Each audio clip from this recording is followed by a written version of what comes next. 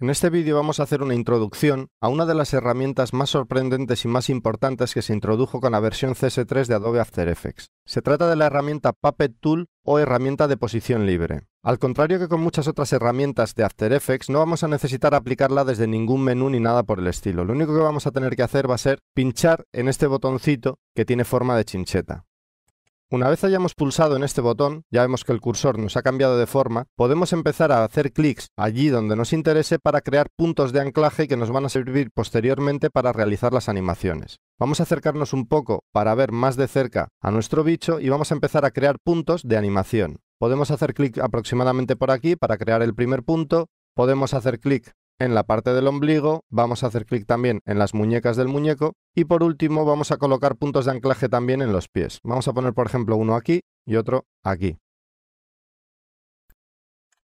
Si nos fijamos, al haber creado estos puntos de anclaje nos ha aparecido ya debajo de la capa bicho un efecto que lo podemos identificar claramente por este FX que aparece aquí llamado posición libre. Además de eso, se nos han generado una serie de keyframes para cada uno de los puntos. Vemos que aquí tenemos malla 1, si lo desplegamos, tenemos aquí otra serie de parámetros y por último tenemos este de deformación. Lo vamos a desplegar y vemos que nos aparece una lista que va del 1 al 6 que corresponden con cada uno de los puntos que hemos creado.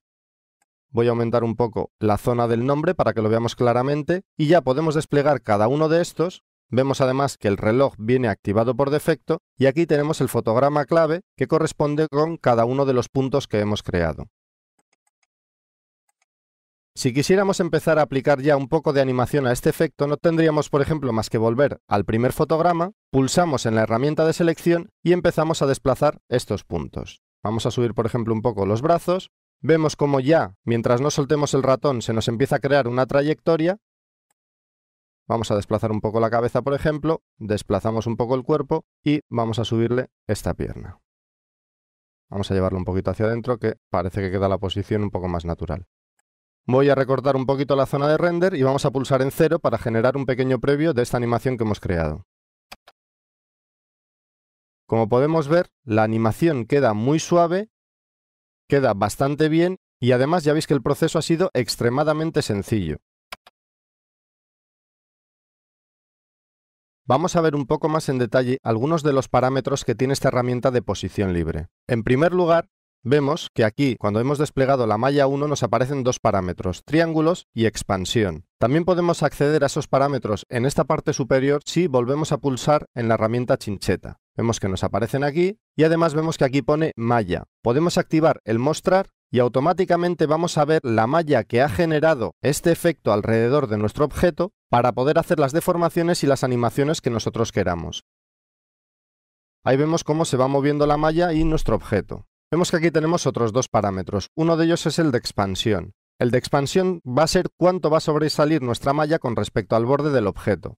Si en vez de darle un valor de 2 le doy por ejemplo un valor de 10, vemos que la malla sobrepasa bastante los bordes de nuestro objeto. Este es un parámetro que hay que tocar con bastante cuidado porque los resultados a veces pueden ser un poco extraños. Yo generalmente os recomiendo que lo ajustéis más o menos, no tampoco a 0, es decir, que quede al borde del objeto, sino que pongáis un valor relativamente bajo, entre 3 y 4 como mucho. Vamos a dejar un valor de 3 y la siguiente opción que tenemos es la de triángulos. La opción de triángulos va a definir la precisión de esta malla de deformación. Como vemos ahora mismo, por la zona del cuerpo fundamentalmente tenemos triángulos bastante grandes, lo que quiere decir que la deformación no tiene por qué ser excesivamente precisa. Esta cifra la podemos aumentar, le podemos dar por ejemplo un valor de 400 y ya vemos como esta malla tiene muchísimos más triángulos y por lo tanto tiene bastante más definición de la que tenía.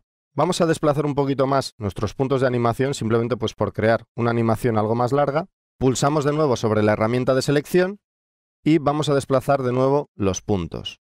Por ejemplo, hasta aquí, hasta aquí. Vamos a hacer que se desplace ahora un poquito hacia el otro lado y vamos a levantar también este pie un poco. Pulsamos de nuevo sobre 0 para generar un previo de nuestra animación y ya vemos cómo nuestro objeto está siendo animado. Para finalizar este ejercicio vamos simplemente a seleccionar nuestra capa, vamos a pulsar sobre la tecla U, vemos que aquí tenemos todas nuestras claves de animación Los voy a seleccionar todos y lo único que voy a hacer va a ser encogerlos un poco en el tiempo, pues para que veamos un poco este movimiento rápido y cómo realmente esta herramienta de animación puede tener una utilidad, por ejemplo, para lo que vamos a hacer con este muñeco, que va a ser básicamente hacerle bailar un poco. Pulso de nuevo sobre 0 y ya vemos el movimiento que está haciendo nuestro bicho.